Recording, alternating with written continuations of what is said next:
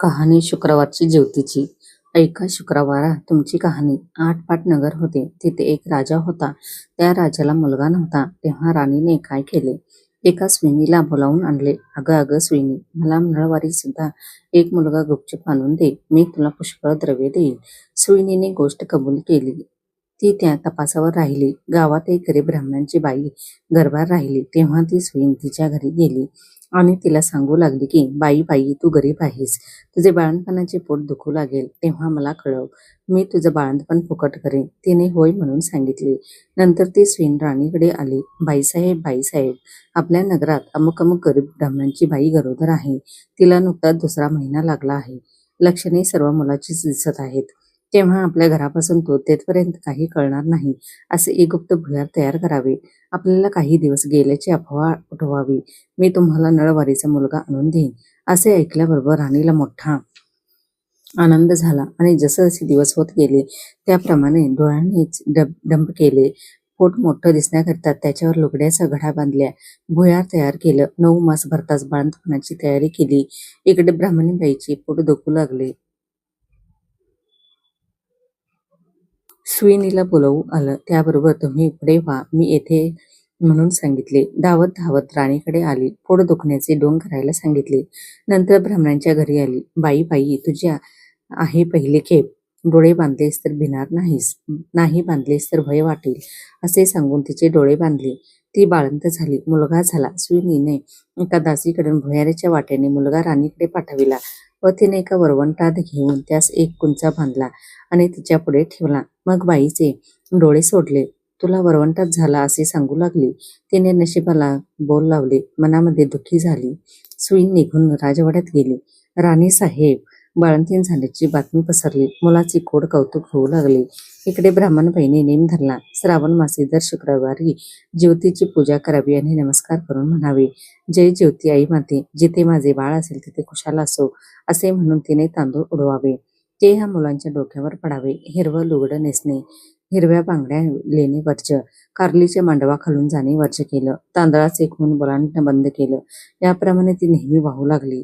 इकडे राजपुत्र मोठा झाला. एके दिवशी बाहेर फिरायला निघाला.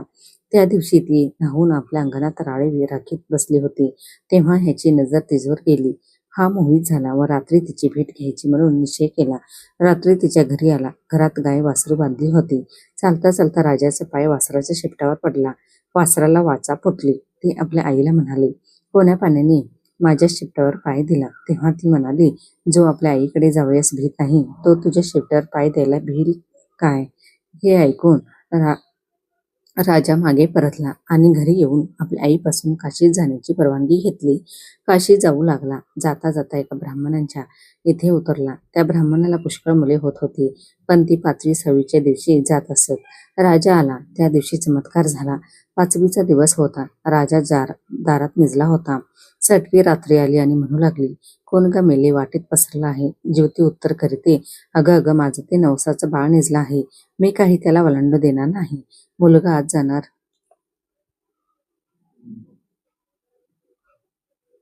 जाणार म्हणून त्या मुलाचे आईबाप चिंता करीत बसले होते. त्यांनी हा संवाद ऐकला. इतक्यात उत्तर रात्र झाल्यावर सटवी व ज्योती आपापल्या रस्त्याने निघून गेल्या. उजाडल्यावर ब्राह्मणाने येऊन राजाचे पाय धरले. तुमच्यामुळे आमचा मुलगा जगला. आजचे दिवस मुक्काम करा अशी विनंती केली. राजाने ती मान्य केली. त्याही रात्री त्याप्रमाणे प्रकार झाला. दुसरे दिवशी राजा चालता झाला. इकडे ह्यांना मुलगा वाढता झाला. पुढे काशीत गेल्यावर यात्रा केली. गयावर्जनाची वेळ आली. पिंड देतेवेळी ते घ्यायला 2 हात वर आले. असे होण्याचे कारण त्याने ब्राह्मणांना विचारले. ते म्हणाले, घरी जा. साऱ्या गावातल्या बायका पुरुषांना जेवायला बोलव, म्हणजे याचं कारण समजेल. मनाला मोठी चटपुट लागली. घरी आला. मोठ्या थाटाचे मावंद केलं. त्या दिवशी शुक्रवार होता. गावात ताकीद दिली, घरी कोणी चूल पेटवू नये, सगळ्यांनी जेवायला यावे. ब्राह्मणीला मोठं संकट पडलं. राजाला निरोप धाडला, मला ज्योतीची व्रत आहे. माझे नेम पुष्कळ आहेत. ते पाळले तर जेवायला येईन. राजाने कबूल केलं.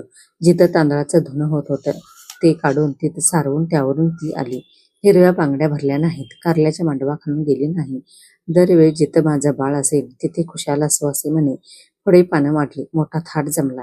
राजाने तूप वाढायला घेतले. वाढता वाढता ही ज्या पंक्तीत बसली होती तिथे आला. तूप वाढू लागला. ईश्वरी चमत्कार झाला. बाईला प्रेम सुटत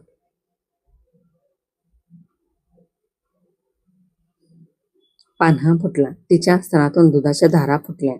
त्या ह्याच्या तोंडात ओढाल्या. तो हातची तपेली ठेवून रुसून निजला. काही केल्या उठेना. तेव्हा आई गेली. त्याची समजूत करू लागली. तो म्हणाला, असे होण्याचे कारण काय? तिने सांगितले, ती तुझी खरी आई, मी तुझी मांडलेली आहे, असे सांगून सर्व हकीकत सांगितली. नंतर भोजनाचा समारंभ झाला. पुढे त्याने आपल्या आई बापास राजवाड्यानजीक मोठा वाडा बांधून देऊन त्यासुद्धा आपण राज्य करू लागला. तर जशी ज्योती तिला प्रसन्न झाली तशी तुम्हा आम्हा होऊ. ही 60 उत्तरांची कहाणी 5 उत्तरे सफळ संपूर्ण.